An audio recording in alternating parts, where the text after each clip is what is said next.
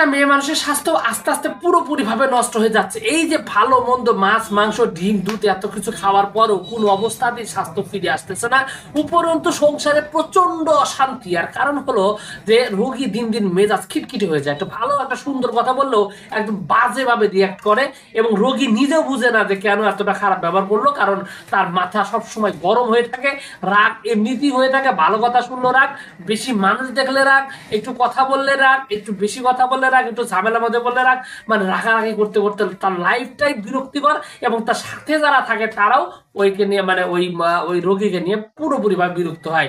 তো এই যে লক্ষণটা, এই লক্ষণটা কিন্তু একটা এমন একটা রোগের, তার নাম হলো সাদা স্রাব। কারণ মহিলা মানুষের শরীর থেকে যদি প্রচুর পরিমাণে ক্ষয় যেতে থাকে এবং একটা পর্যায়ে দেখা যায় তার স্নায়বিক সমস্যাগুলো সমাধান হতে মানে সমস্যা হতে থাকে, এবং সেই সাথে তার পুরো শরীরে ক্যালসিয়াম আয়রন থেকে শুরু করে নানাবিধ ভিটামিনের ঘাটতি দেখা যায়, এবং একটা পর্যায়ে কিন্তু তার মানসিকভাবে এরকম সমস্যা থাকে।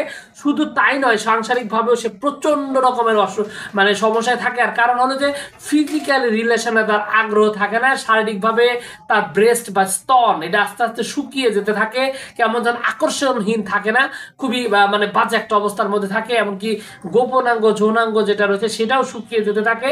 তো যার কারণে পরবর্তীতে দেখা যায় যে এই মহিলা মানুষটা কেমন যেন আস্তে আস্তে সংসার বিমুখ হয়ে যায়, সংসারে একটা প্রচন্ড অশান্তি, মাথার মধ্যে সবসময় একটা দুশ্চিন্তা অস্থিরতায় লাইফটা শেষ করে দেয়। তো এই যে ভয়ঙ্কর এতক্ষণ যাবত যে বললাম যে জঘন্য রোগটি এই সাদা স্রাব, এই সাদা স্রাবটা যদি আপনি আপনার যদি থাকে, তাহলে আপনি এটার জন্য কিন্তু হোমিওপ্যাথিতে খুবই সহজে খুবই ভালোভাবে আপনি কিন্তু সমাধান করতে পারেন। কারণ হোমিওপ্যাথিতে এটার জন্য খুব খুব সুন্দরভাবে কিছু ওষুধ রয়েছে, যে ওষুধগুলো আপনার এই সমস্যাটাকে স্থায়ীভাবে দ্রুত এবং পার্শ্ব প্রতিক্রিয়া মুক্তভাবে আপনার এই সমস্যাটি সমাধান করে দিতে পারে।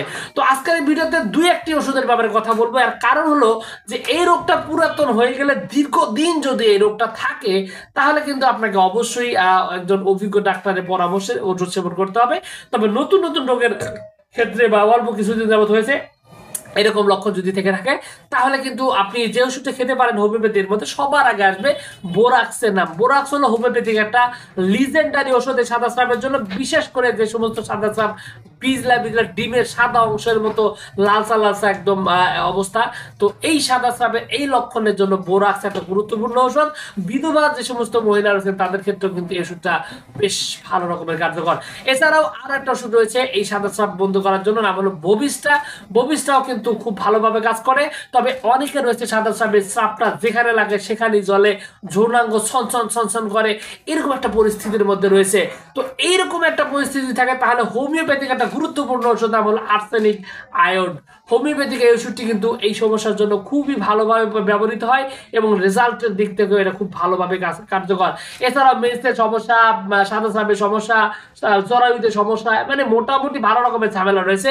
তো সেক্ষেত্রে কিন্তু সিপিয়া নামক হোমিওপ্যাথিক একটা ওষুধ রয়েছে, এই ওষুধটা কিন্তু আপনার এই প্রবলেমটি সলভ করার জন্য বলতে পারেন যে একটা অদ্বিতীয় মহা ওষুধ, অত্যন্ত গুরুত্বপূর্ণ ওষুধ, খুবই ভালোভাবে আপনার এই প্রবলেমটি সলভ করতে সক্ষম। এছাড়াও হোমিওপ্যাথিতে আরো বেশ কিছু ওষুধ রয়েছে, যেমন কলোফাইল হবে তার মধ্যে একটা গুরুত্বপূর্ণ ওষুধ, এবং পালসিটিলা রয়েছে এই সমস্যার সমাধান করার জন্য, এবং অনেক ওষুধই রয়েছে। আসলে বিষয়টা হলো যে এই হোমিওপ্যাথিক ওষুধ আসলে মুখস্থ কোনো চিকিৎসা না, এটা সত্যকার অর্থে আপনার রোগীর বয়স, রোগীর অবস্থা, রোগের কন্ডিশন সব কিছু বিচার বিশ্লেষণ করে আপনি যদি সঠিকভাবে সঠিক ওষুধটা প্রয়োগ করেন, তাহলে কিন্তু আপনার এই সাদা স্রাবটি খুবই দ্রুত স্থায়ীভাবে ভালো হয়ে যাবে। এই জন্য আপনাকে অবশ্যই যে কাজটা করতে হবে, একজন অভিজ্ঞ হোমিওপ্যাথিক ডাক্তারের সাথে কথা বলতে হবে, এবং রোগ এবং রোগীর ব্যাপারে বিস্তারিত জানিয়ে বুঝিয়ে আপনারা যদি ওষুধটি সেবন করেন, তাহলে কিন্তু খুবই ভালোভাবে সমাধান করতে পারেন।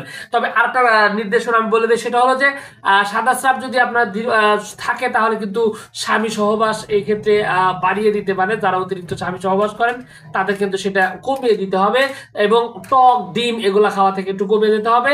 পায়খানা যেন কোনো অবস্থাতেই কষা না হয়, কোষ্ঠবদ্ধতা না থাকে, এই ব্যাপারেও একটু সাবধান থাকবেন। এগুলো বিষয়ে যদি তুমি মেনটেন করে চলেন, তাহলে কিন্তু সাধারণত যে সমস্ত সাদা স্রাব রয়েছে সেগুলো ভালো হয়ে যায়। তবে জটিল কঠিন হলে অবশ্যই চিকিৎসা গুরুত্ব গুরুত্বপূর্ণ, এখানে চিকিৎসার কোনো বিকল্প নেই। তো যাই হোক, সবকিছু বলে এইটুকু ছিল আজকের ভিডিও। আশা করছি পুরো তথ্যগুলো আপনার কাছে অনেক অনেক বেশি ভালো লেগেছে। যাদের লেগে থাকে অবশ্যই ভিডিওতে একটি লাইক দিন, আর চ্যানেলে যদি প্রথমবার এসে থাকেন অবশ্যই চ্যানেলটি সাবস্ক্রাইব করবেন। কোনো প্রশ্ন, কোনো মতামত, কোনো অভিযোগ যদি থাকে তাহলে অবশ্যই কমেন্টস করে জানাতে পারেন। তো ভিউয়ার্স, আপনাদের সকলকে অনেক অনেক ধন্যবাদ। আসসালামু আলাইকুম রহমতুল্লাহ।